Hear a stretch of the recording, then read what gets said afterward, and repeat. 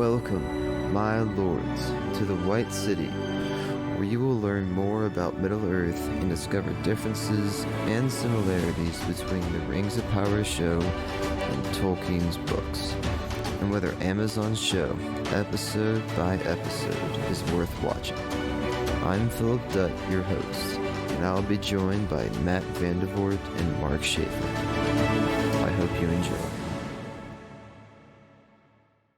Welcome to the White City Podcast. Today here I have my co-hosts with me, Matt and Mark, and we're going to be talking about courage and how that relates mostly to Rohan, especially if you've seen in the movies. Rohan in like all the battles is very, very courageous, always fighting to the end, right? Making a stand. So, Matt, what are your thoughts on this? Is, if you can remember, is it the way that like Rohan's courage is depicted in the movie similar to the way it's depicted in the books, or? Yeah, I think that Rohan and courage in general is really interesting in The Lord of the Rings. So I think that the courage of Rohan is kind of, I think it's almost played up more that like their cause is so righteous that they kind of can't be anything but courageous when dealing with it. So in the books, one of my favorite descriptions in the books is the description of Theoden at the Battle of Pelennor Fields, because he is described as looking like a god coming down just because he is so, it's kind of a fell mood where he realizes that this is probably going to be his last fight, whether he wins or not. And he just comes out with such ferocity and glory that he's described as, I think he's described as like Orome or maybe even Tulkas, where he's just coming onto the battlefield and he's just carried by such a righteous cause that it's almost that is what is fueling him. And I think that it plays into the themes of courage, where courage coming from a specific place, I think, is a big thing in The Lord of the Rings, where a lot of times it is that I don't know if I'm going to live or die, but I know that what I'm doing is right and is the correct thing to do, which is why the one thing one of the few things that's in the movies that's not in the books that I think Tolkien would have really liked is Aragorn's speech at the Black Gate, because it's such a moment of like Aragorn is just inspiring his troops so much because he kind of knows that they're screwed unless Frodo is successful, but he is like going down to his death with a smile and with a brave face because he knows that whether or not he's successful, he is so assuredly in the right. It's kind of the idea that like there's no shame in a righteous death, there's no shame in a glorious death, that I think is, because it's really interesting, because you read a lot of other Tolkien stuff where he doesn't describe battles very, very often. I mean, he does, but they're not like super, super in depth, because like Tolkien was not a fan of war for war's sake, obviously. He lived through World War I and experienced that horror, but he understood in a way that I think a lot of people, in kind of a reaction against the tide coming out of that, where people were like, oh, we don't ever want to go to war again, and like all war is bad and things like that, where it's like Tolkien understood that sometimes you must do these things. Sometimes it's necessary. Yes, it is sort of horrible to live through and terrible to deal with, but there are causes worth fighting for. And I think that Rohan specifically is an example of that, because like Gondor is getting attacked directly. Yes, Rohan gets attacked directly by Saruman, but especially when it comes to the Battle of Pelennor Field, Rohan has promised in the past to aid Gondor. There's technically nothing forcing Rohan to go to Gondor's aid. They could have just said, we have to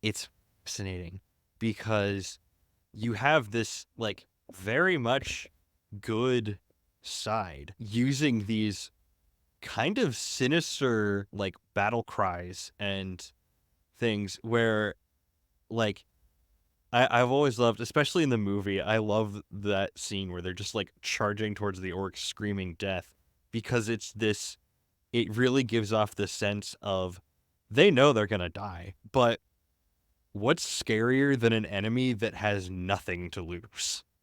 Again, it's kind of this feeling of ferocity on the battlefield and magnanimity off the battlefield.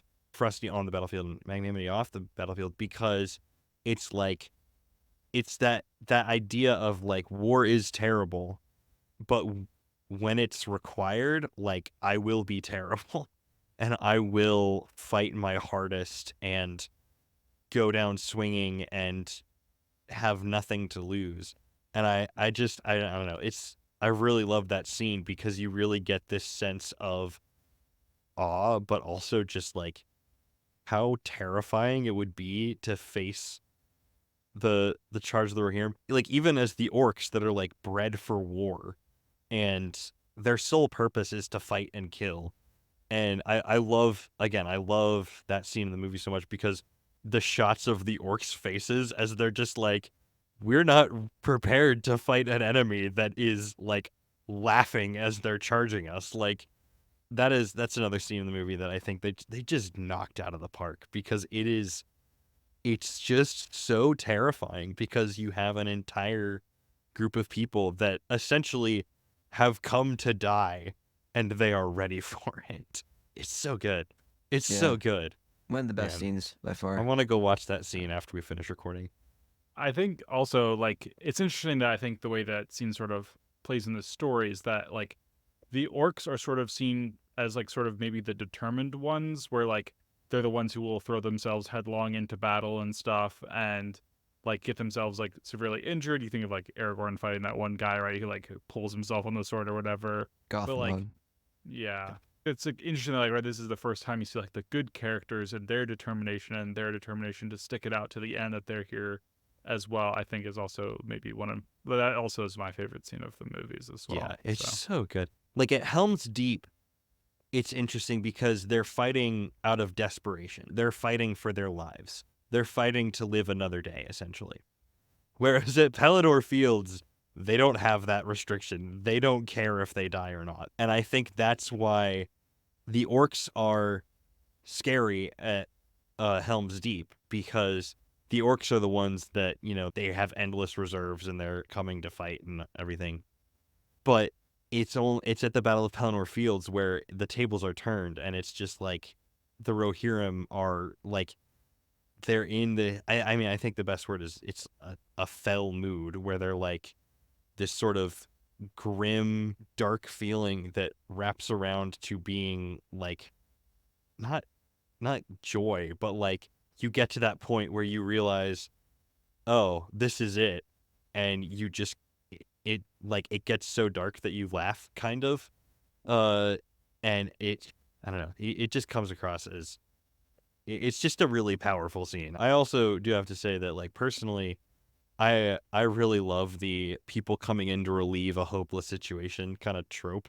So that's another reason why I really like Helm's Deep and Pelennor Fields, because there's just something about that. Oh, everything's lost, and then just cresting a hilltop, suddenly you see spears and banners, and I mean literally with Rohan, the cavalry has arrived, and it man, it's so good.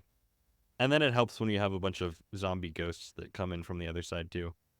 Yeah, I think it's interesting that that seems so powerful and yet it doesn't save like it's not Yeah. like the end of the story, right? As Yeah. well. I think that's another reason why it's so good in the movie too, is like, yes, it's this charge, and then like 2 minutes later, they're kind of getting wrecked by the Oliphants and the That's cool. Southrons that come in, because it's that hope in the face of hopelessness. Like that's another thing I've been thinking a lot about recently, like the idea of the hopeless bringing hope to others. And I think that's another reason why it's so good, is that like the Rohirrim have, again, they're expecting to die. They're expecting to lose. but they come anyways. And for at least that brief moment, the people in Minas Tirith see their allies show up and come. From their perspective, they're coming to rescue them, even though we know it's not, like, the battle is only won by the barest of margins. And so it's really powerful because it's like you start asking questions of, like, what's the difference between being hopeful and faking being hopeful? You get into the real nitty-gritty of, like, characters that have no hope for themselves but will not break face in front of others who believe in them. It's just really a fascinating, I don't want to call it a trope, but it's a fascinating theme to deal with.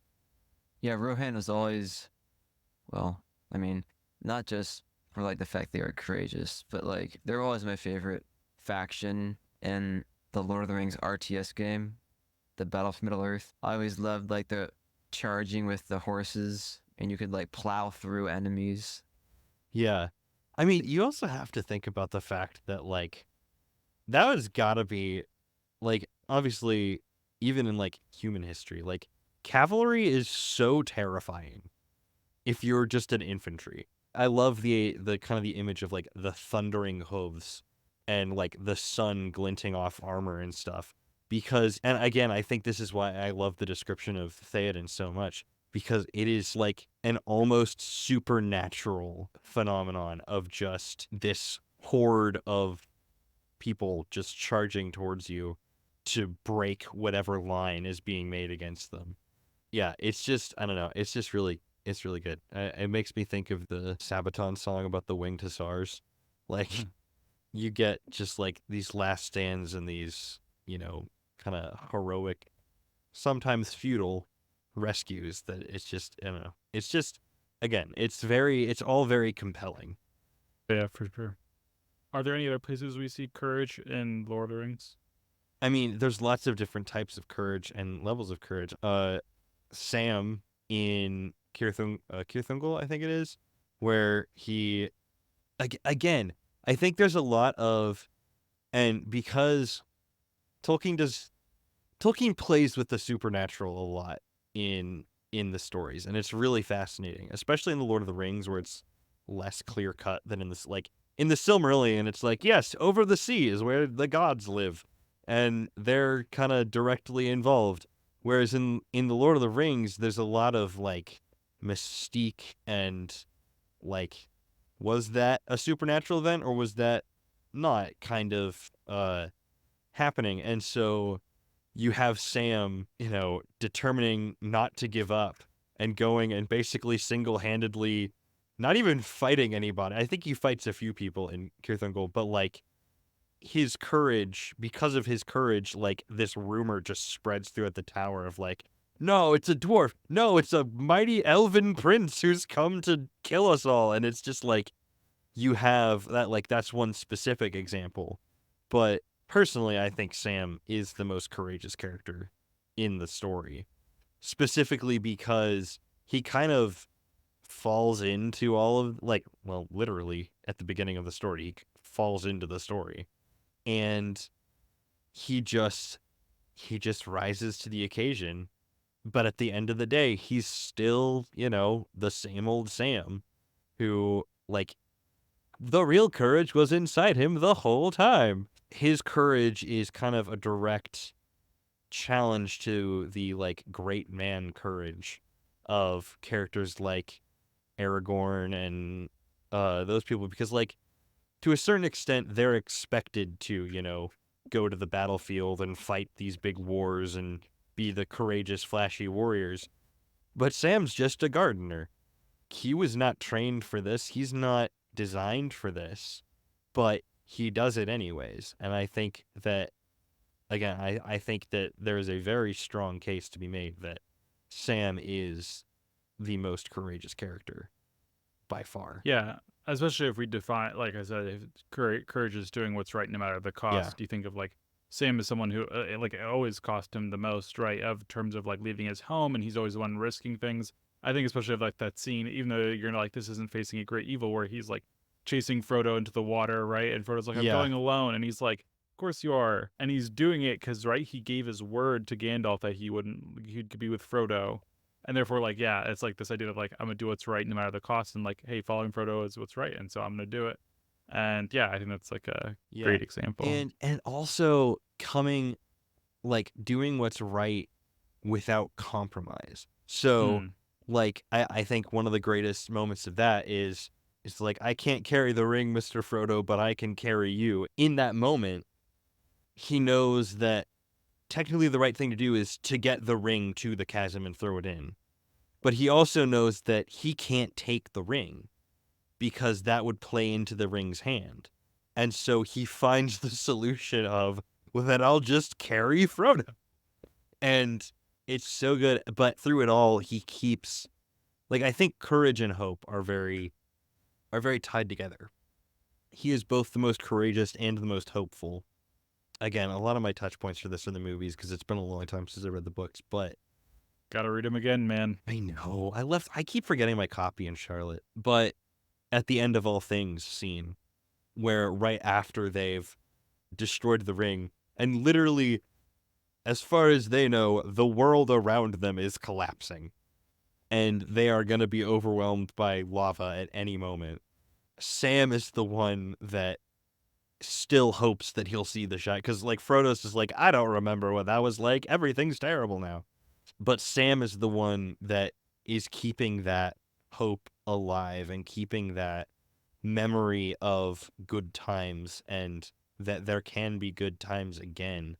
And even, like, I think symbolically, he's the carrier of hope, which you don't get until the Scourging of the Shire, which is the dirt and the tree, the seed that he gets from Galadriel, who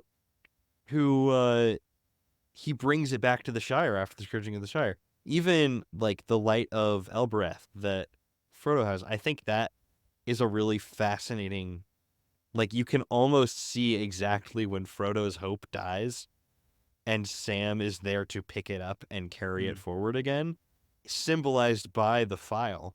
Because basically as soon as they enter Mordor, symbolically and literally because he's carrying the ring, Frodo, like, even for that brief stint that Sam carries the ring, after he returns it to Frodo, Frodo is, from that point on, like, the whole time he has been struggling with the ring. But when they're in Mordor, it's just weighing on him so much that he's not, it is almost like Frodo is doing it simply because it is a task that needs to be done. He's forgotten why he's doing it, like the actual, like, I'm trying to save the Shire kind of thing. He's just doing it because it needs to be done. Whereas Sam, in that moment, steps up and in one of his most courageous moments, which is killing Sheard, wounding Shelob, is also the moment that he symbolizes hope the most. What is courage without fear? Yeah. Well, I was going to say what's interesting, I think, is that, and maybe I would say rather than hope, I'd say what Sam has is faith. Because if courage is doing what's right no matter the cost, faith is the belief that the cost will be worth it in the end. And that's what Sam believes, right? He believes that by doing this, he holds on to this idea that, like, hey, everything will be all right in the end and we will see the Shire again. I mean, if you wanted to get real meta about it, you could, or not meta, but like really specific about it, you could pull in the faith, hope, and love trio, where he has hope because he has faith, and what he's hoping for is that he will save the thing he loves. So, like, they're all tied together. I mean, I think it's true that you will often find, where you find one virtue, you will often find others. Yeah, so it's cool to see how courage really plays into, like, the good side in the Lord of the Rings story, and how that really, for instance, brings Rohan to victory at the end of the day. Yeah. And I think you can talk about, like, the orcs as the like anti-courage, because, like, they fight amongst themselves and they try to escape and they backstab and they don't have all these things. They are fighting because that's all they know, whereas the other side is fighting because of these things they have. Thanks for visiting the White City. Before you leave, please subscribe to our podcast and check us out at thewhitecitypodcast.com. We're on YouTube or Facebook under the tag @The White City Podcast.